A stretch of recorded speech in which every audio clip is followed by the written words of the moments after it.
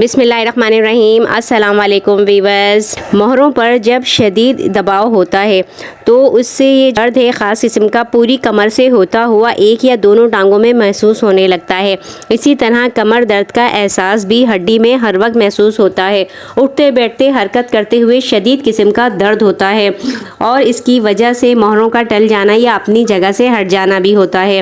اس طرح کا درد بہت تکلیف دیتا ہے۔ اس کی بہت سی وجوہات ہو سکتی ہیں۔ درد بہت زیادہ سنگین ہو تو پہلے ڈاکٹر سے رجوع کرنا چاہیے، لیکن اگر یہ ابھی ابتدا کا ہے یا پھر اگر شروع ہوا ہے تو اس کے لیے آپ کیا کر سکتے ہیں؟ تو آپ نے یہ کمر کے موہروں میں جو گیپ ہو جاتا ہے اس کے لیے آپ نے کچھ چیزیں کرنی ہیں۔ 5 کالی مرچیں آپ نے لینی ہیں۔ کمر کے موہروں میں گیپ کے علاج کے لیے 5 کالی مرچیں لینی ہیں اور 5 لونگ کو پیس کر 1 گرام خشک ادرک جسے سونٹ کہا جاتا ہے، سوکھی ہوئی ادرک یعنی سونٹ آپ کو پنساری کے پاس مل جاتی ہے، تو یہ سب چیزیں آپ نے 5 کالی مرچیں، 5 لونگ اور 1 گرام خشک ادرک، ان سب چیزوں کو باریک پاؤڈر مکس کرنا ہے اور 1 چمچی دن میں 2 مرتبہ تازہ پانی کے ساتھ لینا ہے۔